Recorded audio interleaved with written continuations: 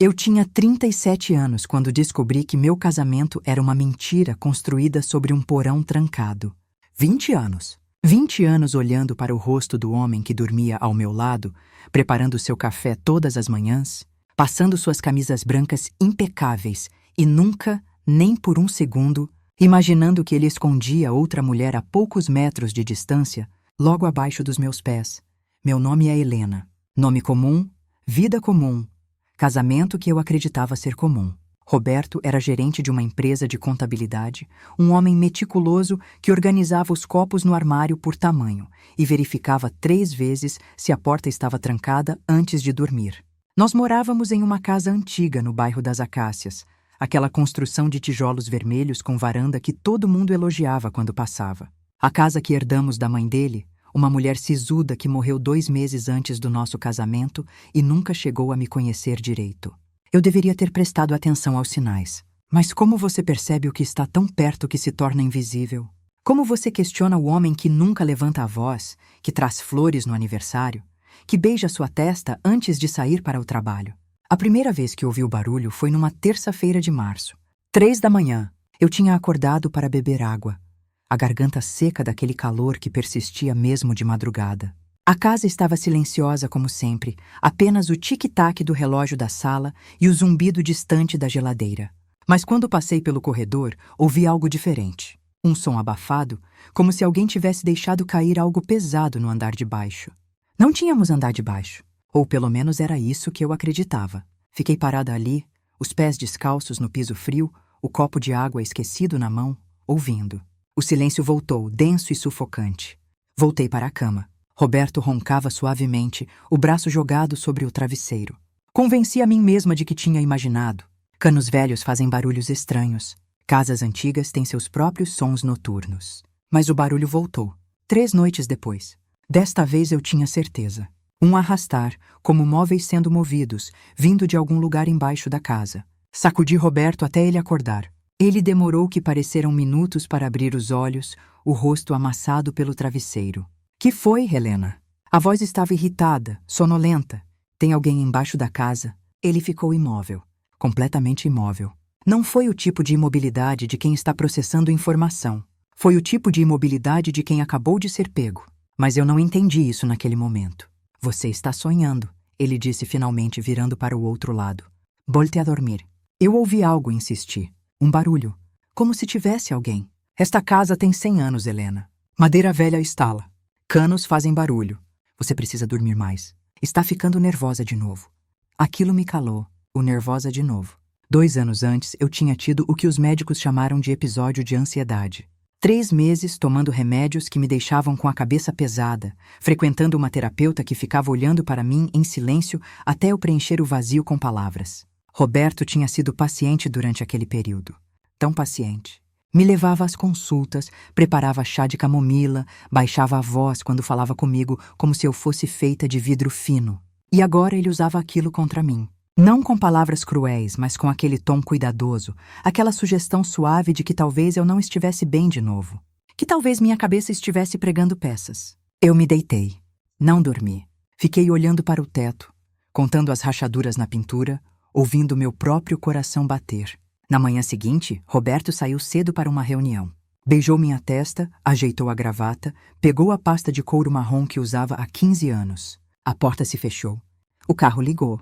O som do motor foi diminuindo pela rua, até sumir completamente. Eu esperei 10 minutos. Depois desci as escadas, passou pela cozinha, abri a porta que dava para o quintal dos fundos. A casa tinha um porão, eu sabia disso. Mas a entrada sempre estivera trancada.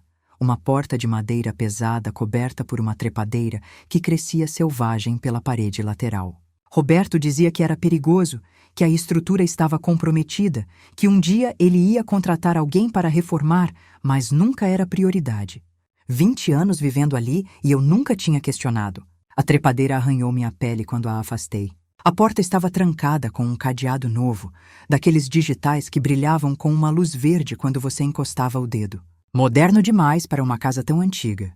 Estranho demais para um porão que supostamente ninguém usava. Tentei a maçaneta de qualquer jeito. Obviamente não cedeu. Mas quando me aproximei, pressionei meu ouvido contra a madeira. Ouvi algo que fez meu sangue gelar. Uma voz. fraca, abafada, mas inequivocamente humana. Uma voz de mulher. Meu primeiro instinto foi gritar. Tem alguém aí? Mas algo me segurou. O medo, talvez. Ou a certeza crescente de que se eu revelasse que sabia, alguma coisa terrível aconteceria. Então recuei em silêncio. Deixei a trepadeira cair de volta no lugar. Entrei na casa com as pernas tremendo. Passei o dia inteiro tentando parecer normal. Dobrei roupas. Limpei a cozinha. Preparei o jantar. Quando Roberto chegou em casa, sorri para ele como sempre fazia. Como vai seu dia? Cansativo, ele respondeu, afrouxando a gravata. Tem cerveja gelada? Tem. Na geladeira. Nós jantamos em silêncio, como fazíamos quase todas as noites. Ele comentou sobre um cliente difícil. Eu assenti nos momentos certos, fiz as perguntas apropriadas, fui a esposa que ele esperava que eu fosse. Mas por dentro eu estava desmoronando. Depois que ele dormiu, esperei 1 hora inteira antes de me levantar. Desci as escadas no escuro, cada degrau rangendo sob meus pés como uma acusação. Cheguei ao quintal. A noite estava fria, o céu coberto de nuvens que escondiam as estrelas. A porta do porão estava ali, negra contra a parede mais negra ainda. Pressionei o ouvido contra a madeira de novo. Silêncio. Esperei. E então, tão baixinho que eu quase pensei ter imaginado, ouvi choro. O tipo de choro que vem de alguém que não quer ser ouvido. Choro abafado, sufocado, desesperado. Minhas mãos estavam tremendo quando voltei para casa. Subi as escadas. Me deitei ao lado de Roberto. Olhei para seu perfil na escuridão. O nariz reto, a linha do maxilar, o cabelo começando a clarear nas têmporas.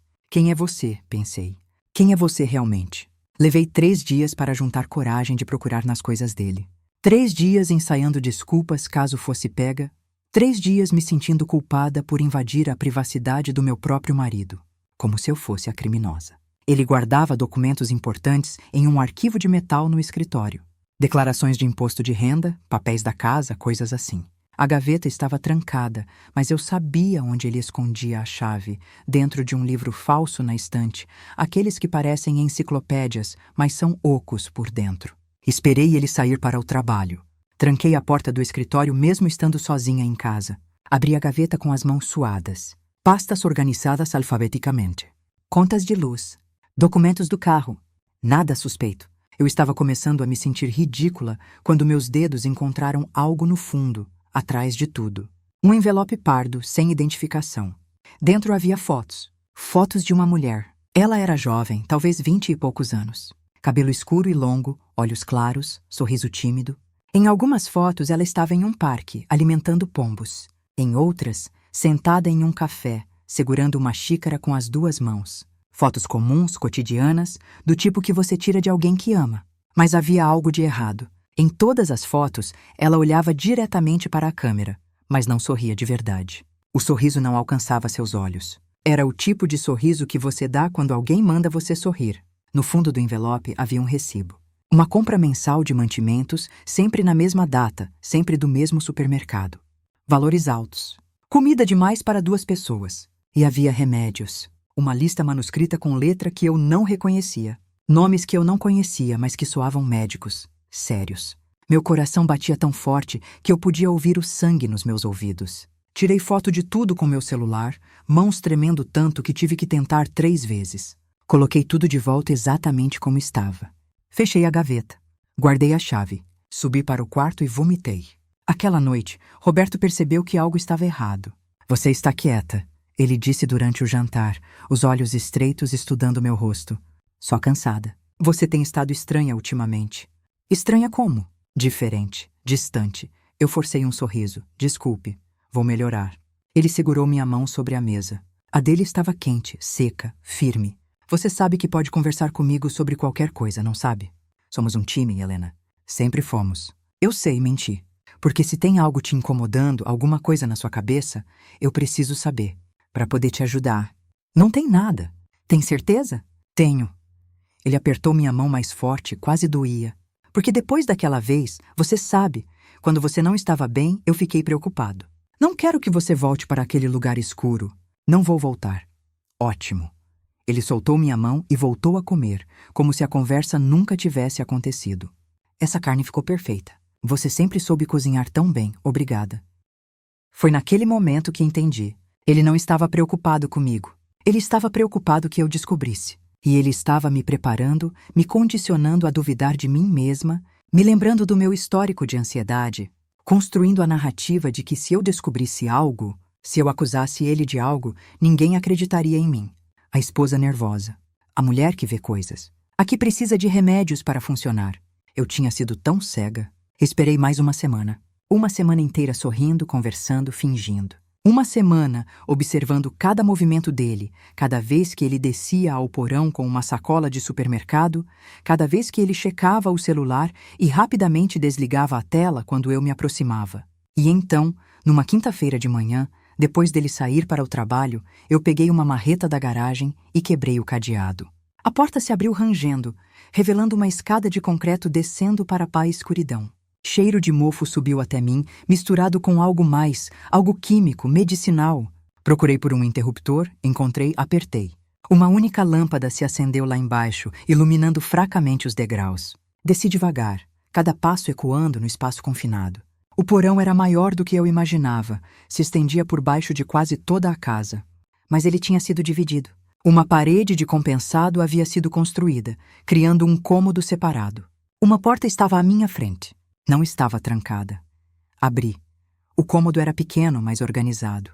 Uma cama de solteiro encostada na parede, coberta com lençóis limpos. Uma pequena estante com livros. Uma mesa com cadeira. Um balde no canto que eu preferi não examinar de perto. E sentada na cama, olhando para mim com olhos arregalados de terror, estava a mulher das fotos. 20 anos mais velha. O cabelo ainda escuro, mas com fios brancos, o rosto marcado por rugas que não vinham da idade, mas do sofrimento. Magra demais, a pele pálida de quem nunca vê o sol. Mas era ela. Nós ficamos nos olhando por um tempo que pareceu infinito. Ela não gritou, não tentou fugir. Apenas me olhou, e naqueles olhos eu vi algo que me destruiu por dentro. Resignação. Ela tinha desistido de ser salva há muito tempo. "Quem é você?" eu sussurrei, embora já soubesse a resposta no fundo da alma. Ela abriu a boca, fechou, tentou de novo. A voz saiu rouca, áspera, como se ela não a usasse com frequência. "Marina", ela disse finalmente. "Meu nome é Marina. Quanto tempo você está aqui?" Seus olhos se encheram de lágrimas, mas ela não deixou cair.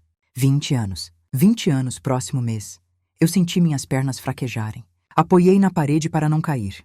20 anos. 20 anos era quanto tempo eu estava casada com Roberto. 20 anos era o tempo que morávamos nesta casa. "Por que?", consegui perguntar. "Por que ele fez isso?" Marina olhou para longe, para a parede vazia de concreto. "Porque eu disse não", ela respondeu suavemente. "Porque eu quis terminar. Porque eu pensei que podia simplesmente ir embora." "Vocês namoravam?" Ela fez um som que poderia ter sido uma risada se não fosse tão triste. Namorávamos. Eu tinha 22 anos.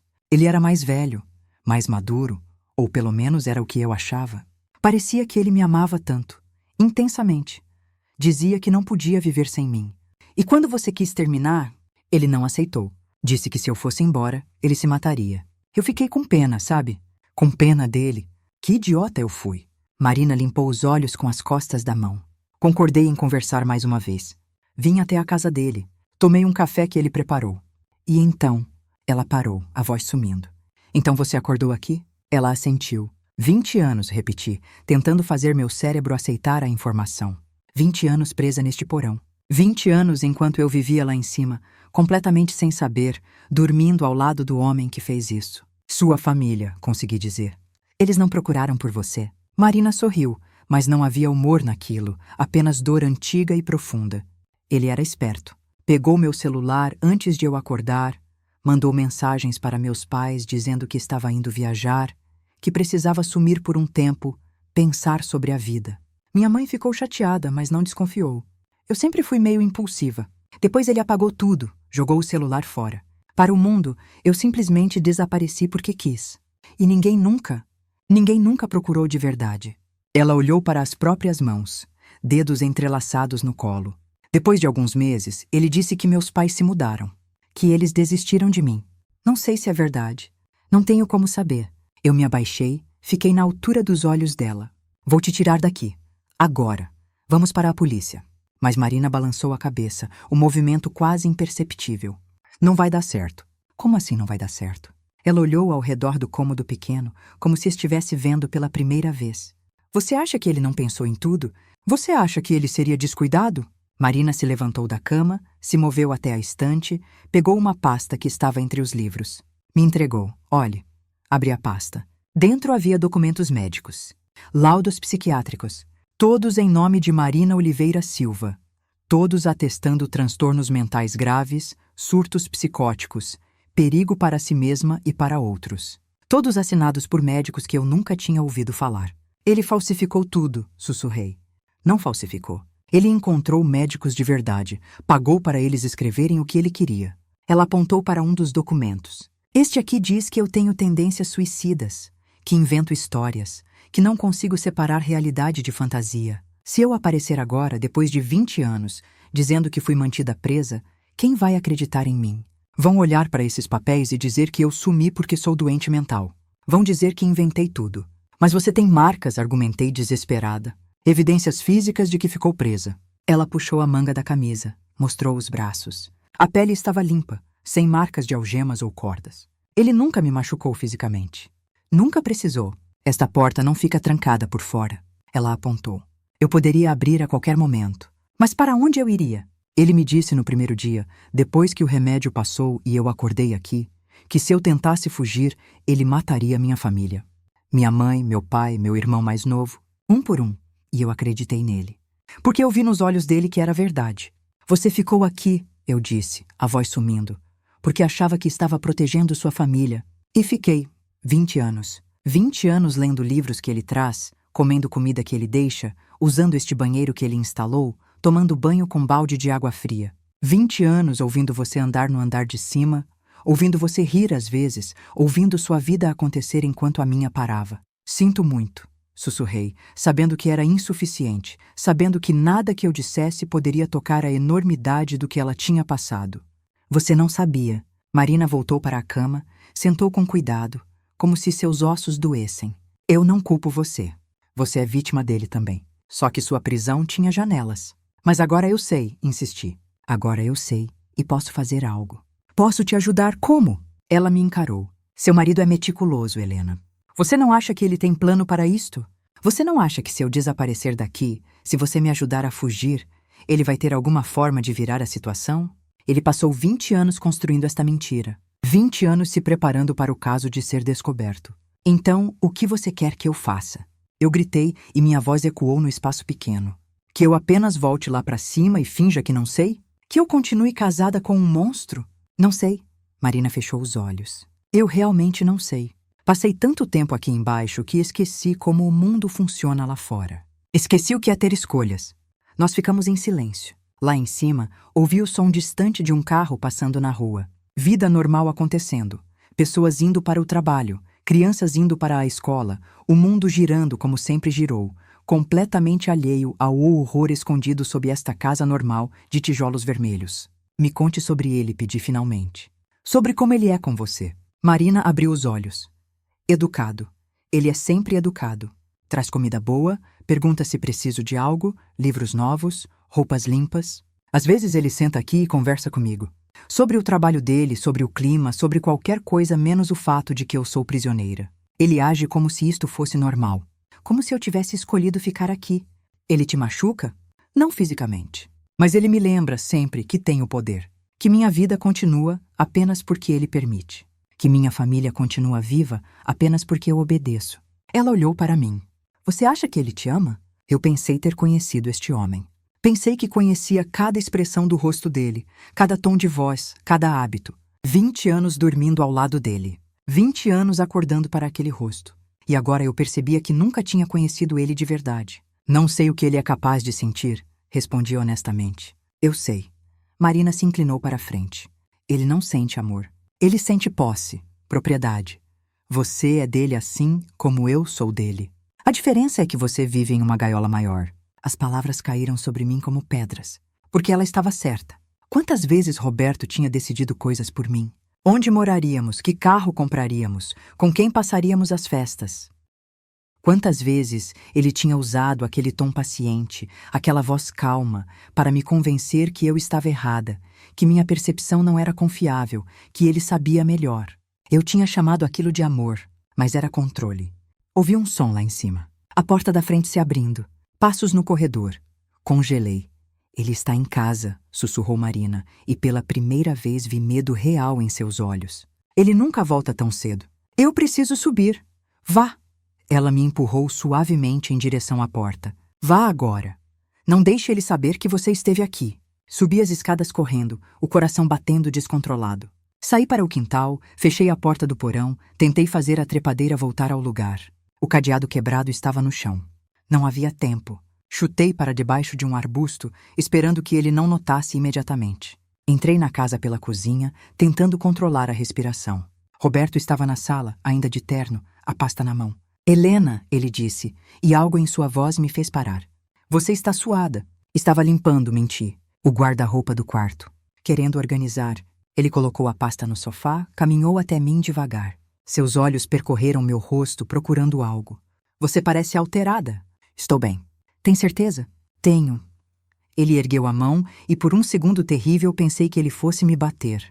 Mas ele apenas afastou uma mecha de cabelo do meu rosto. O toque suave, quase carinhoso. Você é uma péssima mentirosa, Helena. Sempre foi. Meu sangue congelou. Você esteve no porão, ele disse. Não como pergunta, mas como afirmação. Você quebrou meu cadeado. Você a encontrou. Não tentei negar. Algo em mim sabia que seria inútil. Sim. Ele suspirou, como se estivesse desapontado comigo. Como um pai desapontado com uma filha desobediente. E agora? Você vai fazer o quê? Chamar a polícia? Contar para todo mundo que seu marido perfeito mantém uma mulher presa no porão? Sim, eu disse, embora minha voz tremesse.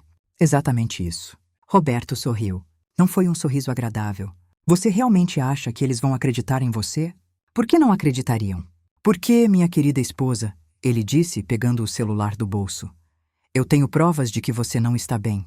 Ele tocou na tela algumas vezes, me mostrou.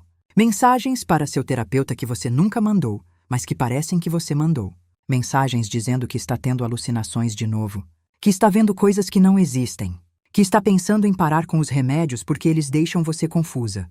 Você falsificou? Respirei. Falsifiquei. E fiz um trabalho muito bom. Tem também suas pesquisas na internet. Ele deslizou pela tela. Esquizofrenia, paranoia, alucinações auditivas. Tudo pesquisado do seu computador, usando sua conta. Você tem sido uma mulher muito preocupada com sua saúde mental ultimamente. Você planejou isto. Eu planeio tudo, Helena. É por isso que você nunca descobriu antes. É por isso que ninguém nunca descobriu. Ele guardou o celular. Então aqui está o que vai acontecer. Você vai voltar ao normal. Vai sorrir, fazer comida, ser minha esposa. E vai esquecer o que viu no porão. E se eu não esquecer, então vou ter que te colocar em tratamento. Roberto disse isso com a mesma voz que usava para discutir o que teríamos no jantar. Internação, provavelmente. Para seu próprio bem, é claro. Tenho todos os documentos prontos, conversas gravadas com seu terapeuta sobre como estou preocupado, registros de comportamento errático. Seria tão fácil te fazer sumir em uma instituição? E então quem cuidaria de você? Quem visitaria? Quem acreditaria em qualquer coisa que você dissesse? Você é um monstro, sussurrei. Não, ele balançou a cabeça. Sou um homem que sabe o que quer e não deixa nada ficar no caminho, incluindo você. Ele passou por mim, foi em direção às escadas. Vou tomar banho. Quando eu descer, quero o jantar pronto. E quero que você tenha colocado aquele sorriso bonito no rosto. Aquele que me fez casar com você. E ele subiu, deixando-me sozinha na sala, tremendo, tentando processar o que tinha acabado de acontecer.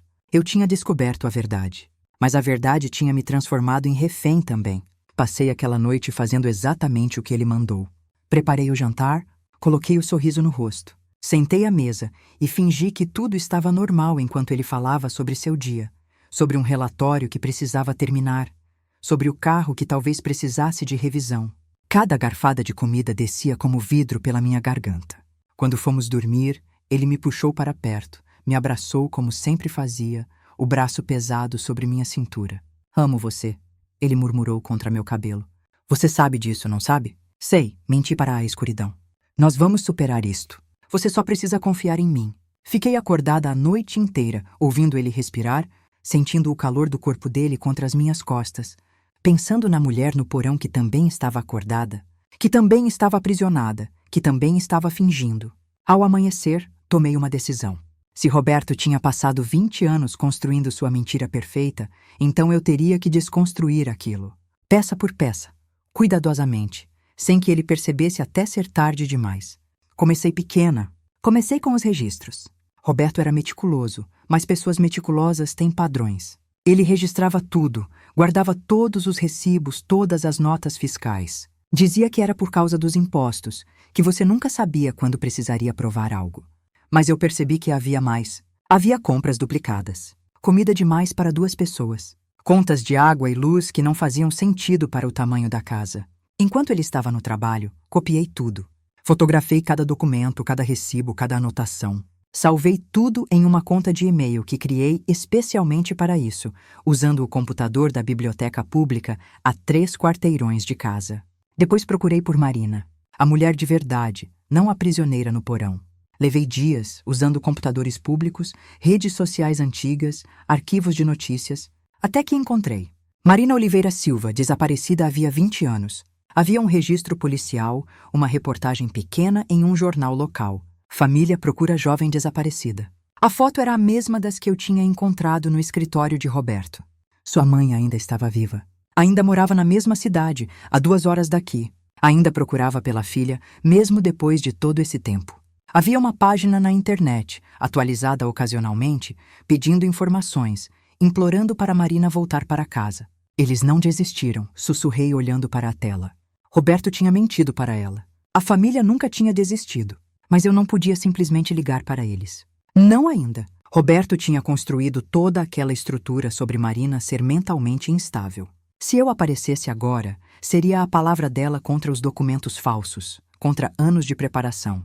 Eu precisava de mais. Desci ao porão naquela noite. Roberto estava em uma conferência de trabalho, ficaria fora até tarde. Marina estava sentada na cama lendo um livro velho, as páginas amareladas e manuseadas tantas vezes que estavam se desfazendo. Ela ergueu os olhos quando entrei. Voltou. Voltei. Me sentei na única cadeira do cômodo. Preciso que você me conte tudo, desde o começo. Cada detalhe que você lembra. Por quê? Porque vou destruir ele. Marina olhou para mim por um longo momento. Mas preciso fazer direito. Preciso ter certeza de que quando eu expor o que ele fez, não vai ter como ele escapar. E ela contou. Contou tudo. Contou sobre como conheceu Roberto em uma cafeteria, como ele parecia tão encantador, tão atencioso, como ele a perseguia com flores e mensagens, como ele dizia que ela era o amor da vida dele. Como aquilo tinha sido empolgante no começo, ter alguém tão intenso, tão focado nela. Contou sobre quando tentou terminar, depois de 6 meses. Porque estava ficando assustada com a intensidade dele, com como ele aparecia nos lugares onde ela estava sem ser convidado, com como ele ficava irritado quando ela falava com outros homens. Contou sobre o café, como ela tinha acordado neste porão, as mãos amarradas, Roberto sentado na cadeira onde eu estava agora, olhando para ela com aqueles olhos calmos, aquele rosto tranquilo, dizendo que ela não precisava ter medo, que ele nunca machucaria ela, que ele apenas amava demais para deixar ela ir. Contou sobre os primeiros meses, as tentativas de fuga, os gritos, as súplicas. Sobre como ele tinha jogado o celular dela na frente dela e mostrado as mensagens que tinha enviado, como tinha explicado calmamente que ninguém viria procurar, que para o mundo ela tinha escolhido desaparecer. Contou sobre o dia que ele apareceu com os documentos médicos, os laudos falsos, e explicou exatamente como ele tinha se protegido.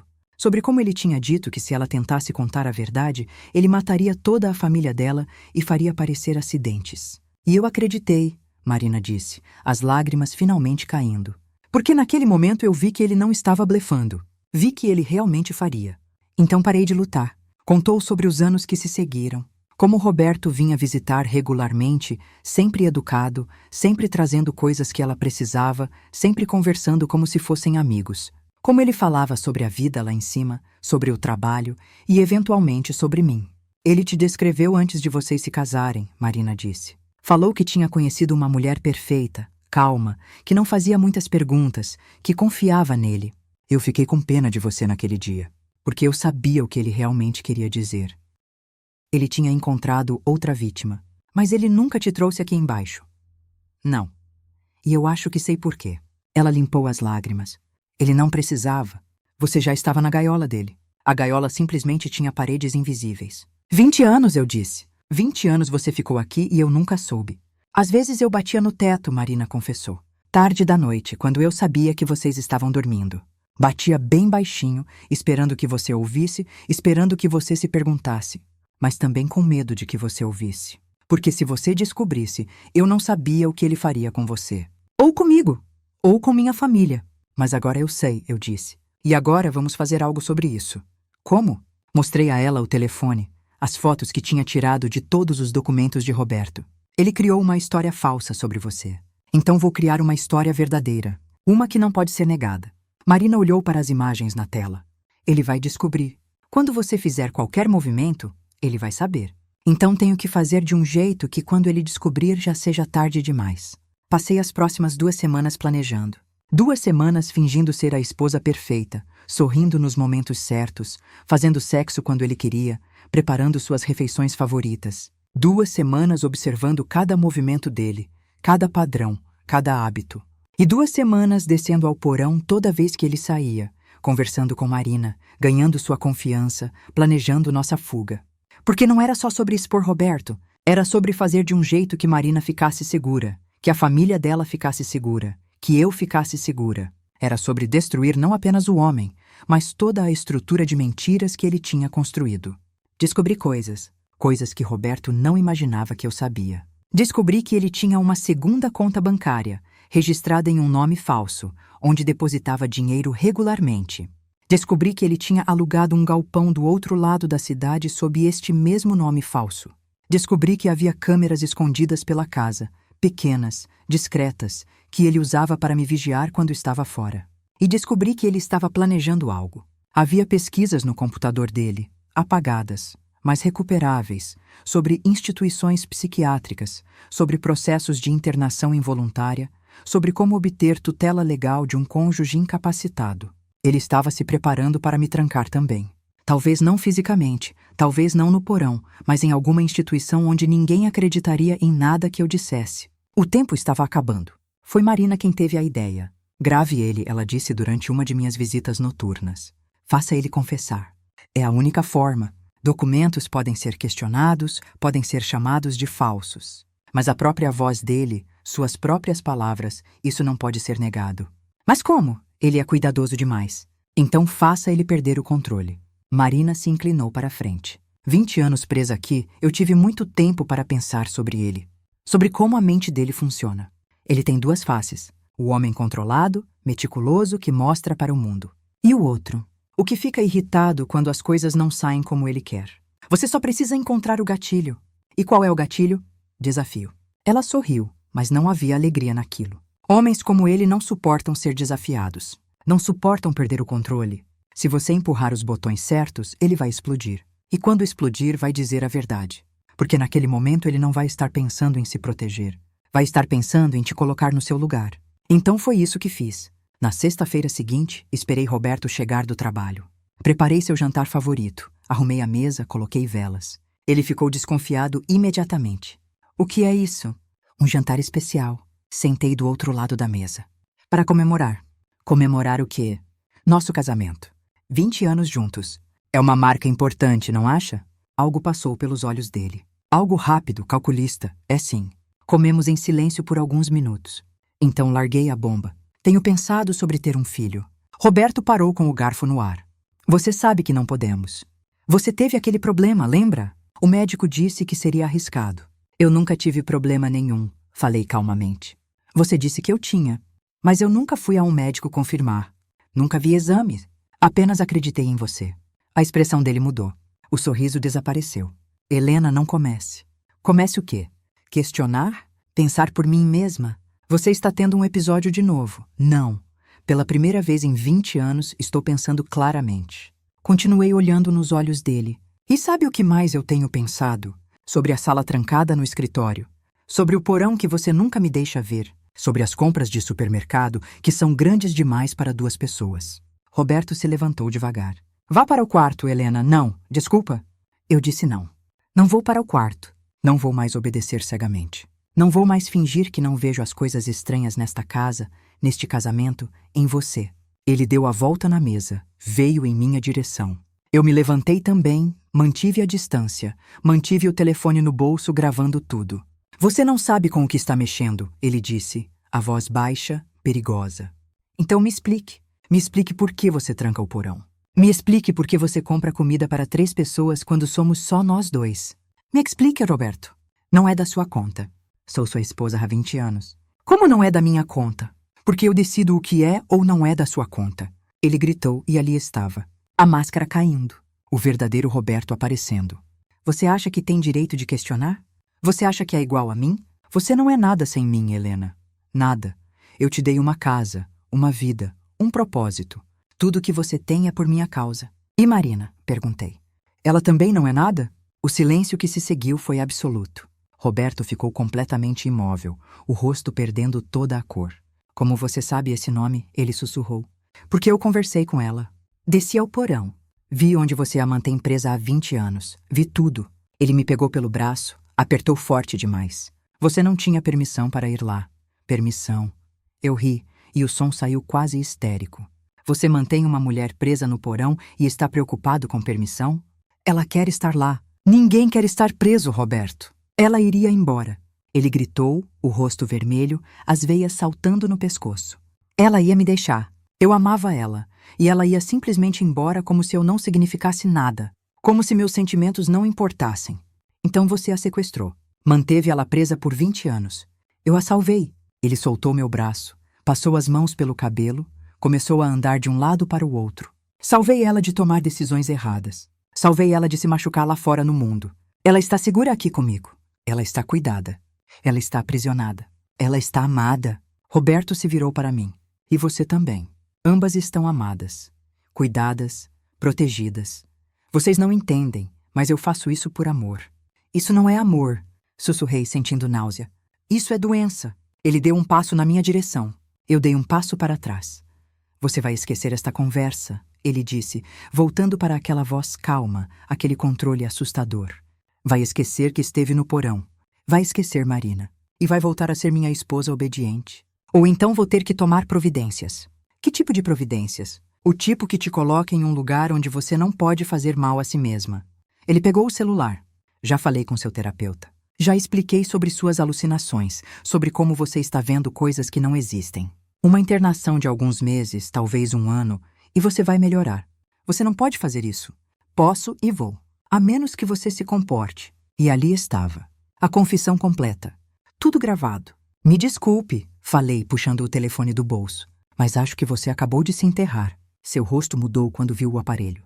Passou por raiva, choque e então algo mais frio. Algo calculista? Isso não significa nada, ele disse. Gravação ilegal. Não vai ser aceita como evidência. Talvez, dei de ombros. Mas vai ser aceita na internet. Vai ser aceita pelos vizinhos? Vai ser aceita pela família de Marina, que ainda a procura depois de todos esses anos. Vai ser o suficiente para fazer a polícia querer investigar. E quando investigarem, vão encontrar o porão.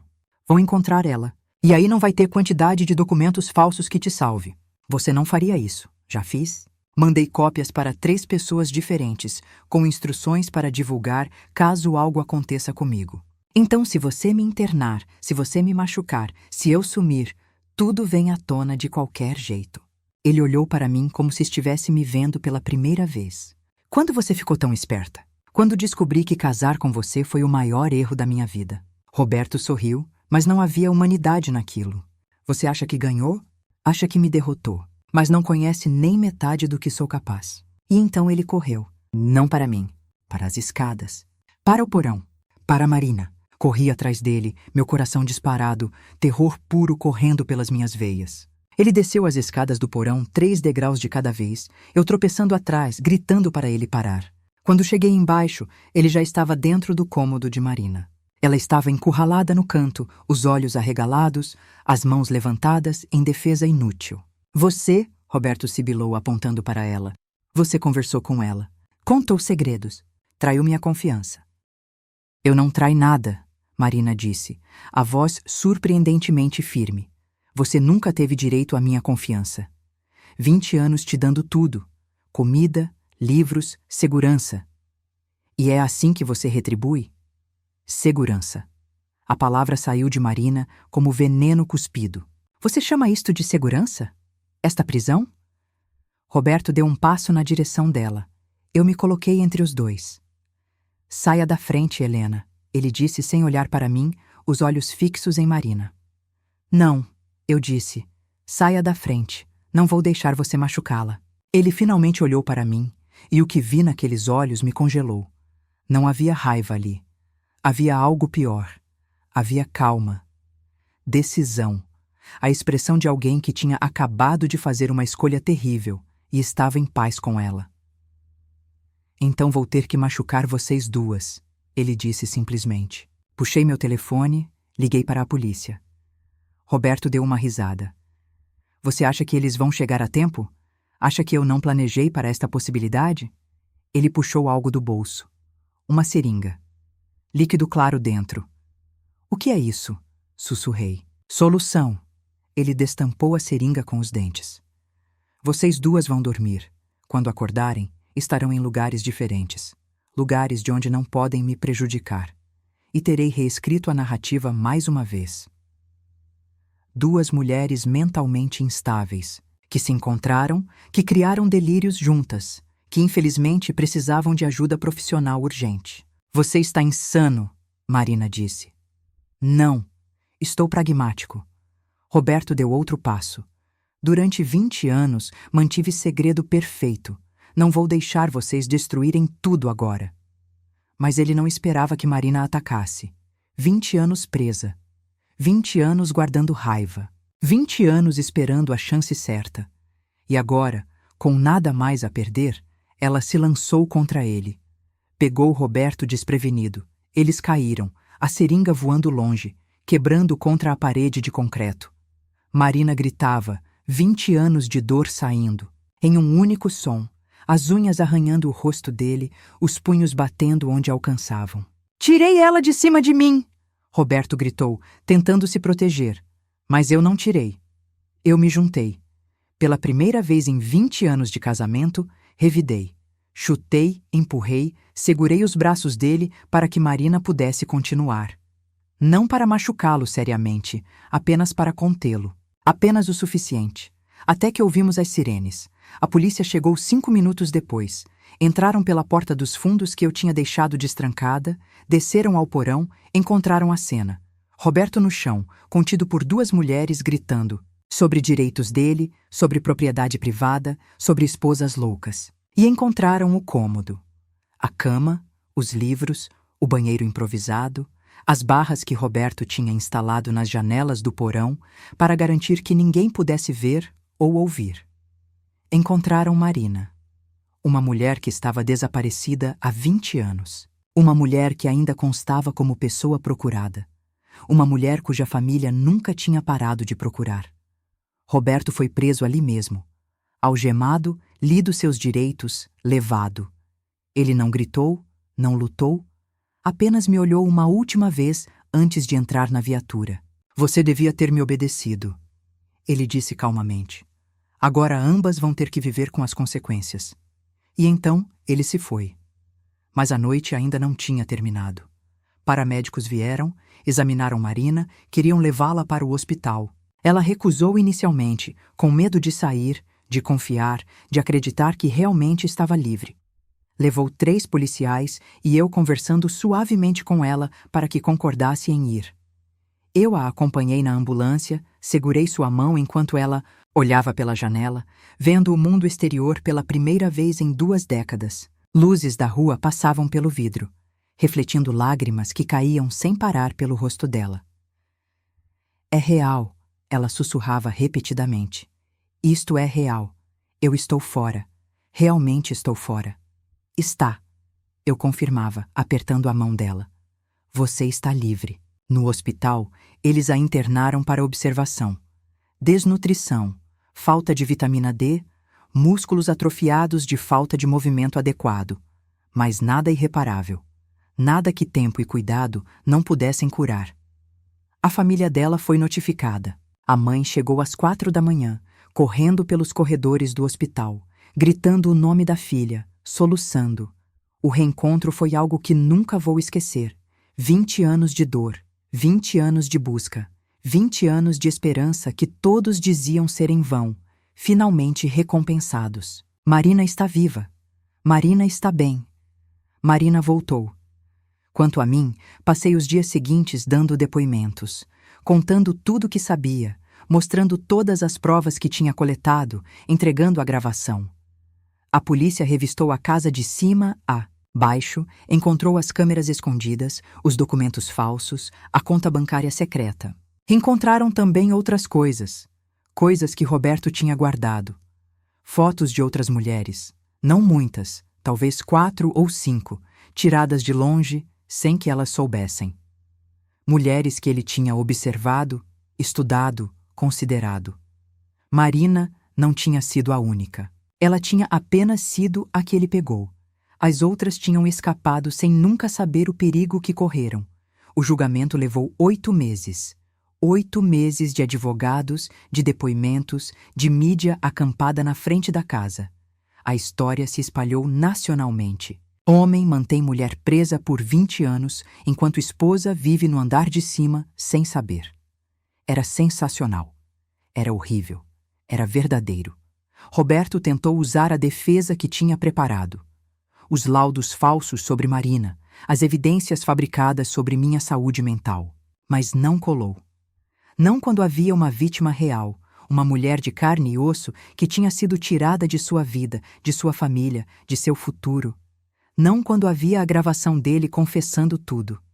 Não quando os médicos que tinham falsificado os documentos começaram a confessar também, virando testemunhas de acusação em troca de penas reduzidas. A casa dele desmoronou tão completamente quanto ele tinha tentado fazer com a minha. Ele foi condenado. Sequestro, cárcere privado, falsificação de documentos, coação. 25 anos de prisão sem possibilidade de liberdade condicional por 15 anos. Quando a sentença foi lida, ele não reagiu. Apenas ficou ali, parado, as mãos algemadas na frente do corpo, olhando para algum ponto distante. Como se já tivesse se desconectado da realidade. Como se tivesse entrado em sua própria prisão mental muito antes de entrar na prisão física. Parte de mim sentiu pena. Esta parte minúscula que ainda lembrava do homem que eu achava ter conhecido, do homem que trazia flores, que beijava minha testa, que dizia me amar. Mas então olhei para Marina, sentada do outro lado do tribunal ao lado de sua mãe, segurando a mão dela como se fosse uma criança de novo, e aquela pena evaporou. Roberto tinha roubado 20 anos dela. 20 anos de vida, de experiências, de escolhas. 20 anos que ela nunca teria de volta. E tinha tentado roubar minha sanidade, minha percepção da realidade, minha confiança em mim mesma. Não merecia a pena. Merecia exatamente o que estava recebendo. Vendi a casa. Não conseguia mais ficar ali. Não depois de saber o que tinha acontecido debaixo daquele teto. Cada cômodo parecia contaminado. Cada sombra escondia segredos. Cada rangido à noite era um lembrete. Então vendi, peguei o dinheiro, me mudei para um apartamento pequeno do outro lado da cidade. Um lugar sem história, sem passado, sem fantasmas. Marina ficou com sua família por 6 meses antes de conseguir sair do quarto sozinha sem sentir pânico. Mais 6 meses antes de conseguir ficar em um lugar fechado sem sentir as paredes se aproximando. Mais 6 antes de conseguir confiar o suficiente para fazer terapia funcionar. Mas ela melhorou. Lentamente, dolorosamente, mas melhorou. Nos encontramos para café uma vez por mês. Não falamos sobre Roberto. Não falamos sobre o porão. Falamos sobre coisas normais. Livros que lemos, filmes que assistimos, planos para o futuro, reconstruindo. Porque era isso que estávamos fazendo. Marina reconstruindo a vida que foi roubada dela. Eu reconstruindo a vida que descobri nunca ter tido de verdade. 2 anos depois, recebi uma carta. Era de Roberto, da prisão. Escrita em sua letra cuidadosa, meticulosa, cada palavra escolhida com precisão. Dizia que tinha tido muito tempo para pensar, que entendia agora que tinha feito algo errado, que queria pedir desculpas, explicar, fazer as pazes. Dizia que ainda me amava, que ainda achava que Marina e ele tinham algo especial, que se ao menos tivéssemos entendido, se ao menos tivéssemos visto as coisas da perspectiva dele, tudo poderia ter sido diferente. Não havia remorso naquela carta. Não havia reconhecimento real do horror que ele tinha causado. Havia apenas autocomiseração. Havia apenas um homem que ainda acreditava estar certo, que ainda acreditava ser a vítima. Rasguei a carta sem terminar de ler. Algumas pessoas não mudam. Algumas pessoas não podem ser consertadas. Algumas pessoas são tão quebradas por dentro que nem reconhecem mais o que é humanidade.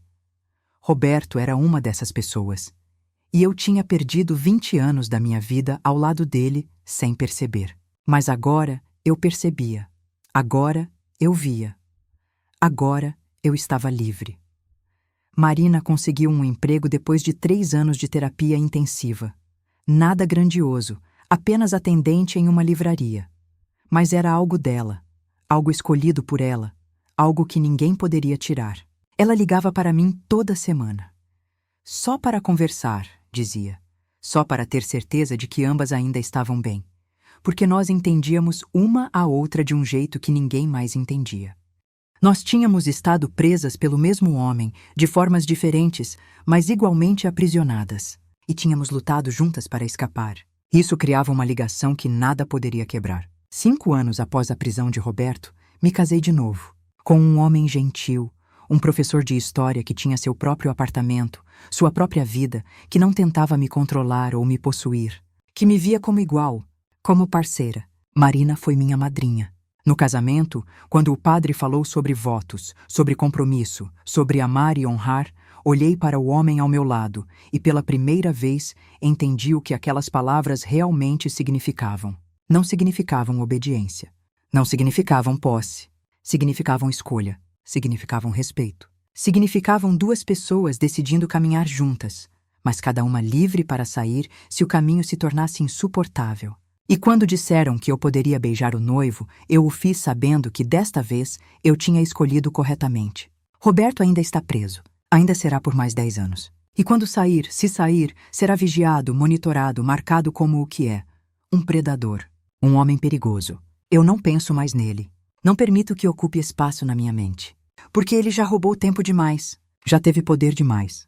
Já causou dor demais. Agora, o poder é meu. A escolha é minha. A vida é minha. E a de Marina também. Nós sobrevivemos. Nós escapamos. Nós vencemos. E nunca mais seremos prisioneiras de ninguém. 8 anos após aquela noite no porão, estou sentada em meu próprio consultório. Tornei-me terapeuta especializada em vítimas de abuso doméstico e psicológico. Uso minha história, minha experiência, para ajudar outras mulheres a reconhecer os sinais que eu não reconheci. Marina também. Ela escreve livros infantis agora. Histórias sobre liberdade, sobre coragem, sobre encontrar sua própria voz. Eles vendem bem. Crianças de todo o país leem suas palavras sem saber que foram escritas por alguém que passou 20 anos sem ter voz alguma. Nós transformamos nossa dor em propósito, nosso trauma em força, nossa prisão em plataforma para ajudar outros a se libertarem. E Roberto? Roberto apodrece em uma cela, sozinho, exatamente como ele nos fez sentir por tanto tempo. Justiça poética, talvez. Ou simplesmente justiça. A última vez que ouvi falar dele, ele tinha escrito um livro também. Uma autobiografia chamando a si mesmo de incompreendido, pintando-se como vítima de mulheres vingativas. Nenhuma editora quis publicar. Nenhum leitor quis comprar o manuscrito quando ele tentou vender sozinho. Porque o mundo tinha visto a verdade. Tinha visto as provas. Tinha ouvido as testemunhas. E não havia forma de reescrever aquela história. Eu tinha vencido. Marina tinha vencido. E ele tinha perdido tudo. Hoje, quando acordo de manhã, a primeira coisa que faço é abrir as cortinas. Deixar o sol entrar. Deixar o ar fresco circular. Porque posso. Porque sou livre. Porque ninguém mais me prende. E aquela mulher no porão, aquela mulher que Roberto tentou esconder, apagar, manter apenas para ele, ela não está mais escondida. O mundo inteiro a viu. O mundo inteiro ouviu sua história. E nunca mais será esquecida. Marina Oliveira Silva existe. Respira, vive, ama. E Roberto Silva Ferreira é apenas uma nota de rodapé. Um aviso. Um exemplo do que acontece quando você tenta possuir outro ser humano. Você perde tudo, e elas ganham suas vidas de volta.